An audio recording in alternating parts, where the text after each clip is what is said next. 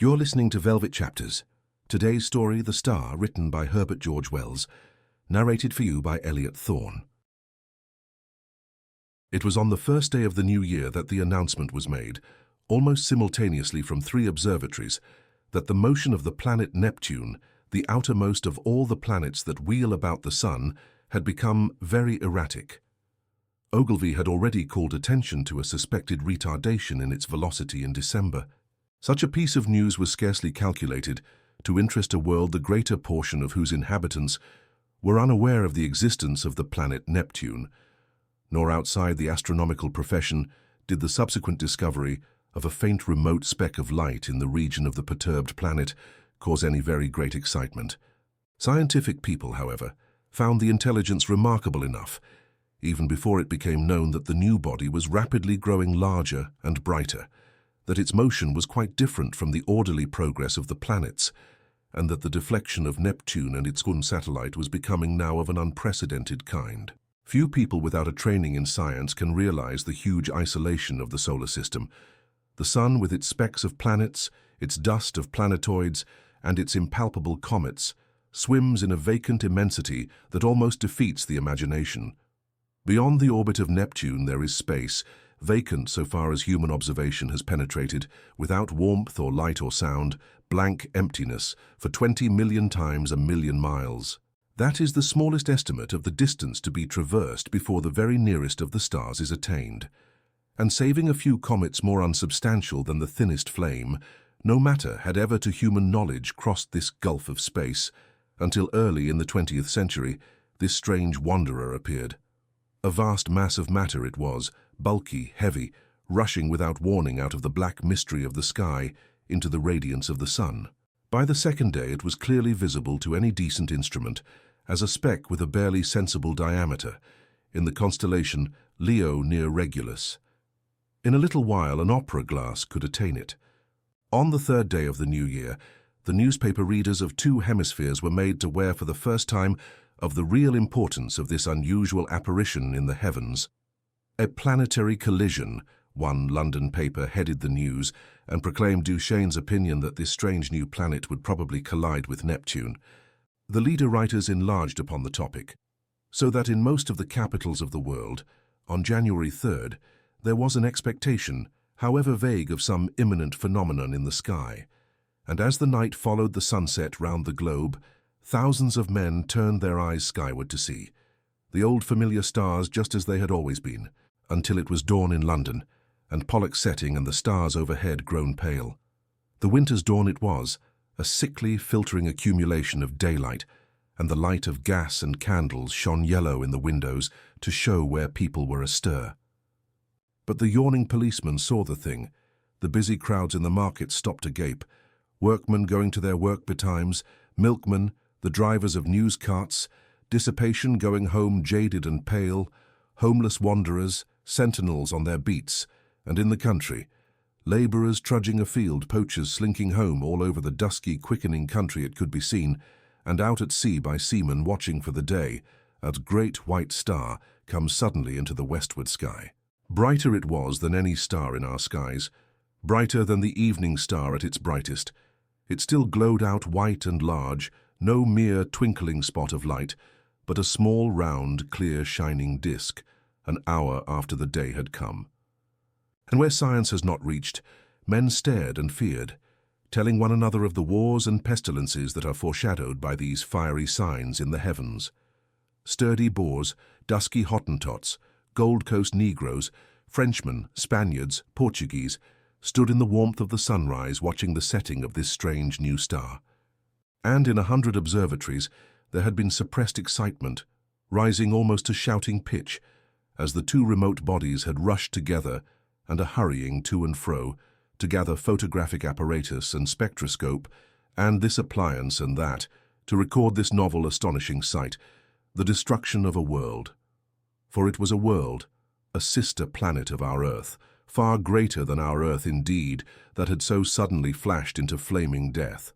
Neptune it was, had been struck fairly and squarely by the strange planet from outer space, and the heat of the concussion had incontinently turned 2 solid globes into one vast mass of incandescence, Round the world that day, 2 hours before the dawn, went the pallid great white star, fading only as it sank westward and the sun mounted above it. Everywhere men marveled at it, but of all those who saw it, none could have marveled more than those sailors, habitual watchers of the stars, who far away at sea had heard nothing of its advent, and saw it now rise like a pygmy moon and climb zenithward and hang overhead and sink westward with the passing of the night. And when next it rose over Europe, everywhere were crowds of watchers on hilly slopes, on house roofs, in open spaces, staring eastward for the rising of the great new star. It rose with a white glow in front of it, like the glare of a white fire, and those who had seen it come into existence the night before cried out at the sight of it. "It is larger," they cried, "it is brighter." And indeed the moon, a quarter full and sinking in the west, was in its apparent size beyond comparison, but scarcely in all its breadth had it as much brightness now as the little circle of the strange new star. "It is brighter," cried the people clustering in the streets, but in the dim observatories the watchers held their breath and peered at one another. "It is nearer," they said. "Nearer." And voice after voice repeated, "It is nearer," and the clicking telegraph took that up, and it trembled along telephone wires, and in 1,000 cities grimy compositors fingered the type. "It is nearer." Men writing in offices, struck with a strange realization, flung down their pens. Men talking in 1,000 places, suddenly came upon a grotesque possibility in those words. "It is nearer." It hurried along awakening streets. It was shouted down the frost-stilled ways of quiet villages. Men who had read these things from the throbbing tape stood in yellow-lit doorways, shouting the news to the passers-by. "It is nearer." Pretty women, flushed and glittering, heard the news told jestingly between the dances, and feigned an intelligent interest they did not feel. Nearer. Indeed. How curious. How very, very clever people must be to find out things like that. Lonely tramps faring through the wintry night murmured those words to comfort themselves, looking skyward. It has need to be nearer, for the night's as cold as charity. Don't see much warmth from it if it is nearer, all the same. "What is a new star to me?" cried the weeping woman kneeling beside her dead. The schoolboy, rising early for his examination work, puzzled it out for himself, with the great white star shining broad and bright through the frost flowers of his window. "Centrifugal, centripetal," he said, with his chin on his fist. "Stop a planet in its flight, rob it of its centrifugal force. What then? Centripetal has it, and down it falls into the sun. And this? Do we come in the way? I wonder."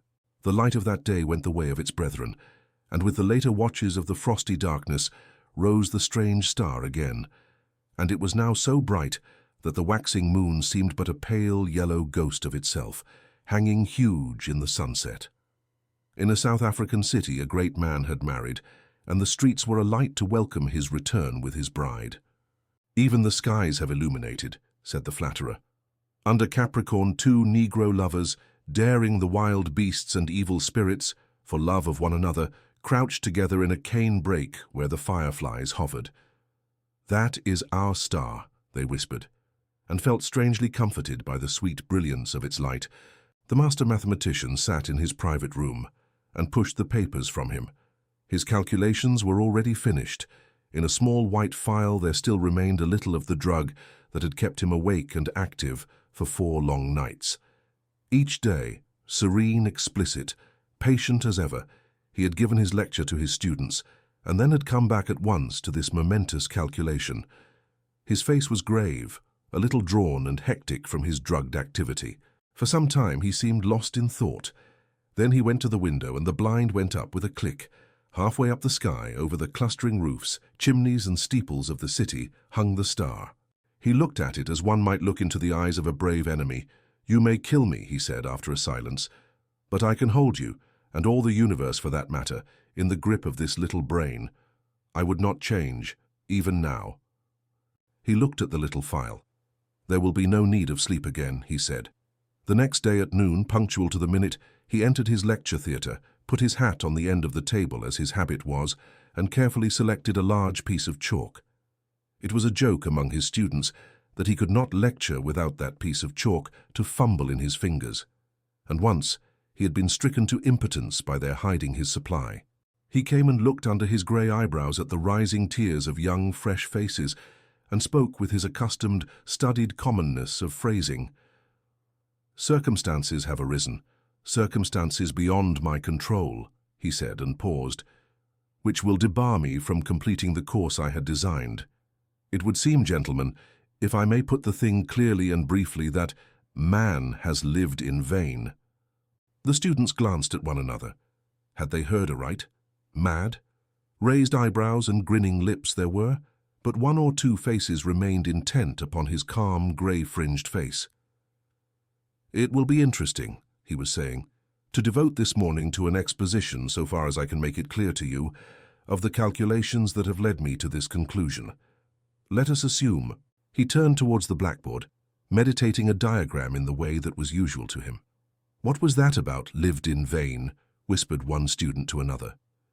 "Listen," said the other, nodding towards the lecturer.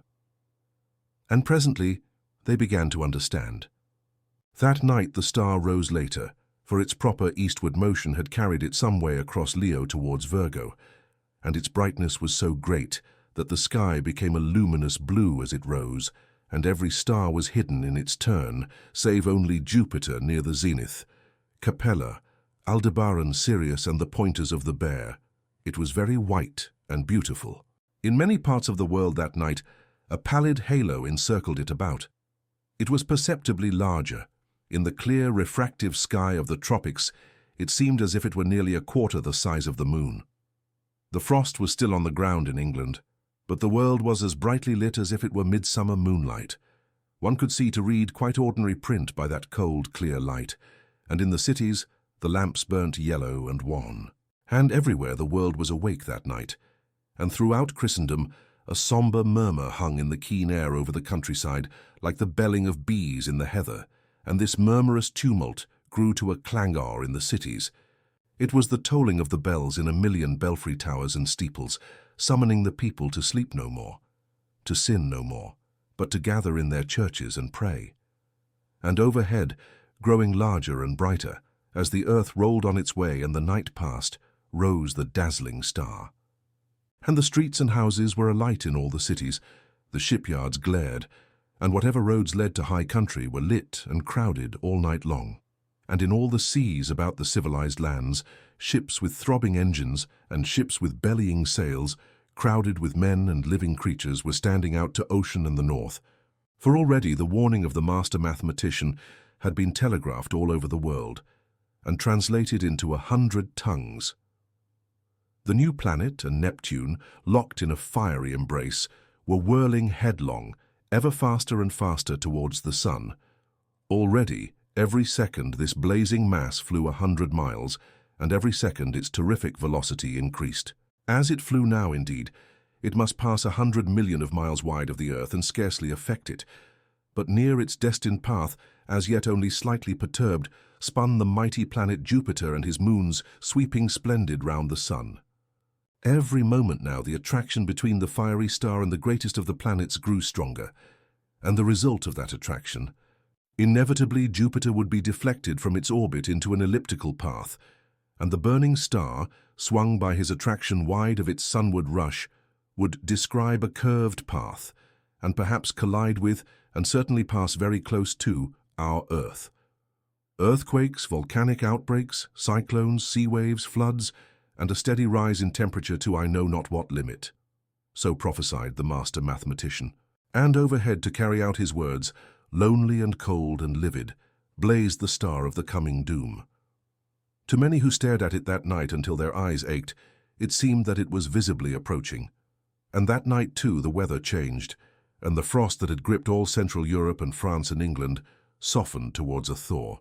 But you must not imagine, because I have spoken of people praying through the night, and people going aboard ships, and people fleeing towards mountainous country, that the whole world was already in a terror because of the star. As a matter of fact, use and wont still ruled the world. And save for the talk of idle moments and the splendor of the night, 9 human beings out of 10 were still busy at their common occupations. In all the cities, the shops, save one here and there, opened and closed at their proper hours. The doctor and the undertaker plied their trades, the workers gathered in the factories, soldiers drilled, Scholars studied, lovers sought one another, thieves lurked and fled, politicians planned their schemes. The presses of the newspapers roared through the nights, and many a priest of this church and that would not open his holy building to further what he considered a foolish panic. The newspapers insisted on the lesson of the year 1000, for then too people had anticipated the end. The star was no star, mere gas, a comet, and were it a star, it could not possibly strike the earth. There was no precedent for such a thing. Common sense was sturdy everywhere, scornful jesting, a little inclined to persecute the obdurate fearful. That night, at 7:15 by Greenwich time, the star would be at its nearest to Jupiter. Then the world would see the turn things would take.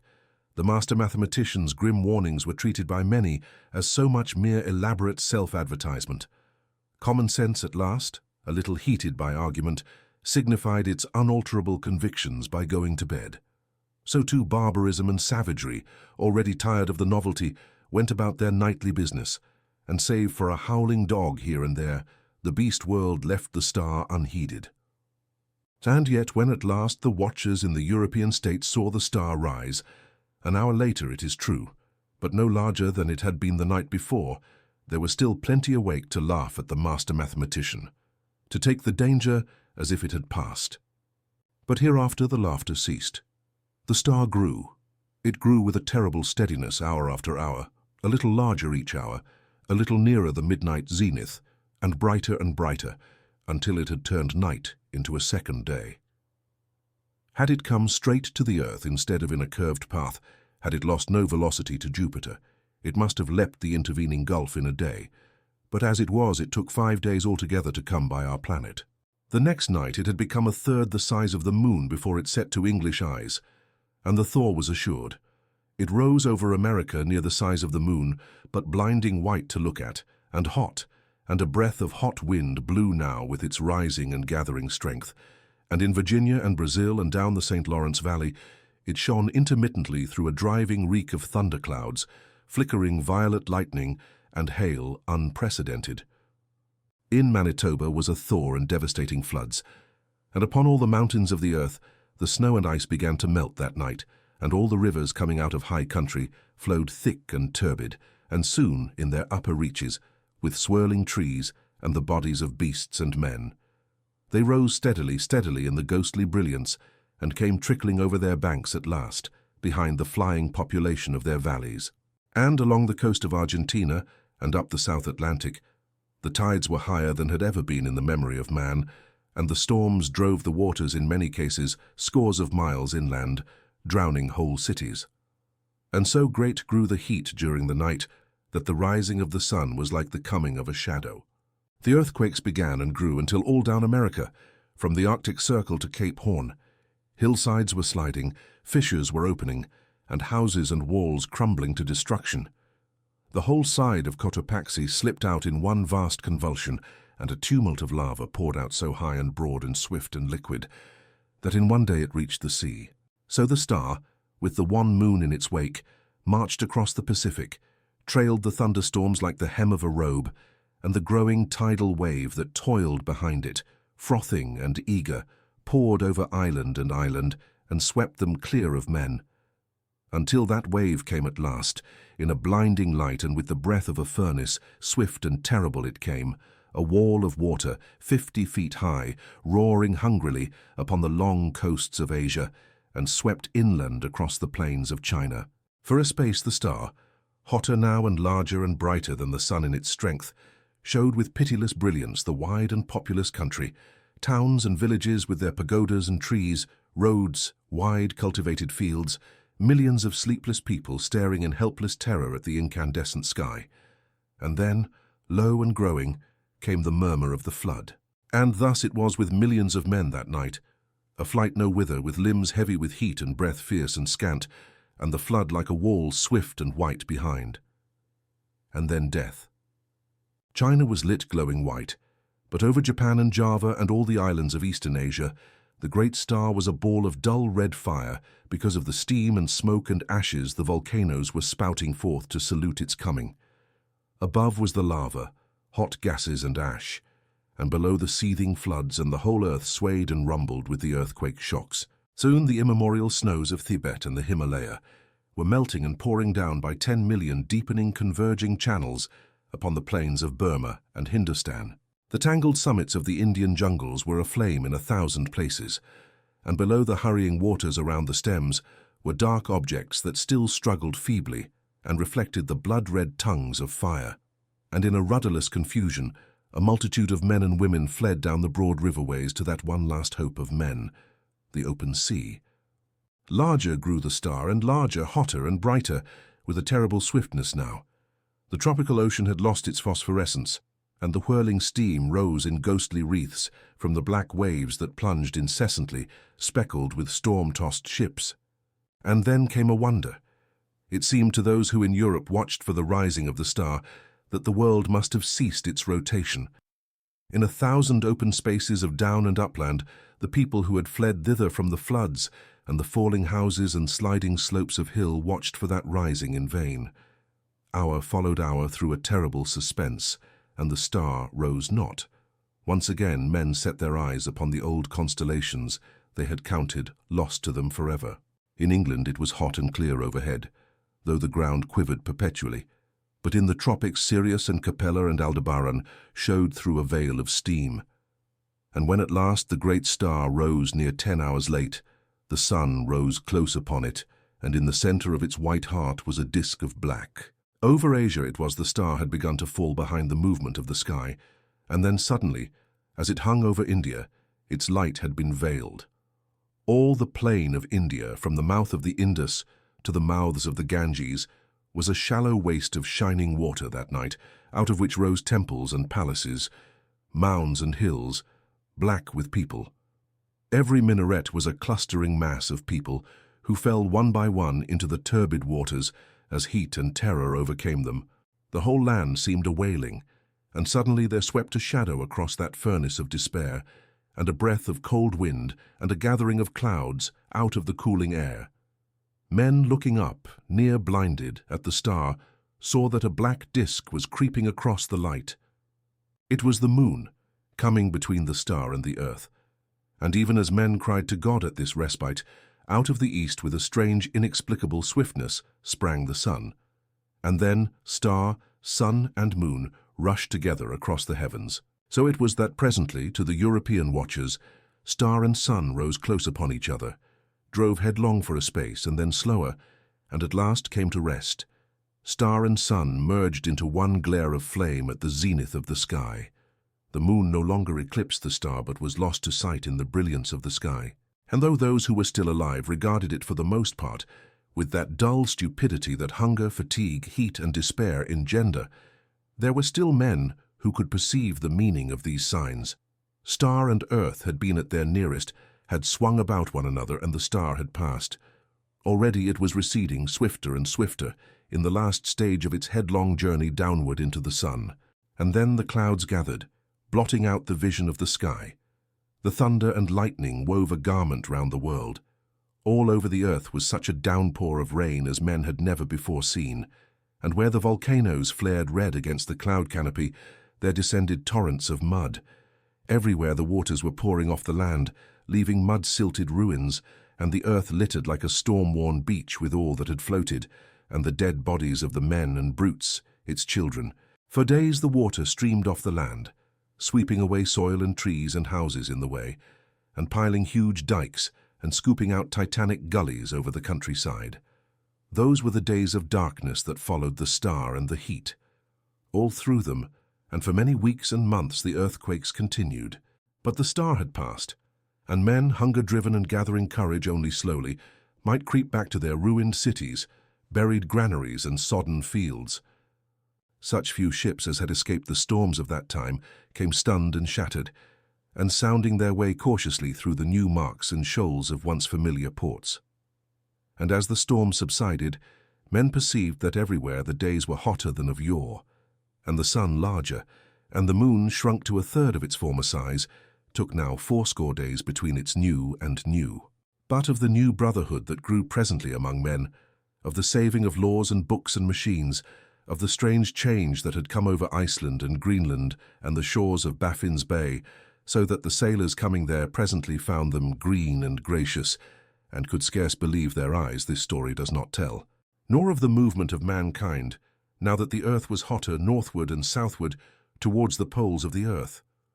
It concerns itself only with the coming and the passing of the star. The Martian astronomers, for there are astronomers on Mars, although they are very different beings from men, were naturally profoundly interested by these things. They saw them from their own standpoint, of course. Considering the mass and temperature of the missile that was flung through our solar system into the sun, one wrote, "It is astonishing what a little damage the Earth, which it missed so narrowly, has sustained. All the familiar continental markings and the masses of the seas remain intact, and indeed, the only difference seems to be a shrinkage of the white discoloration, supposed to be frozen water, round either pole, which only shows how small the vastest of human catastrophes may seem at a distance of a few million miles." Thank you for listening to Velvet Chapters. This has been The Star by Herbert George Wells, narrated for you by Elliot Thorne. If you enjoyed this story, please subscribe to the channel.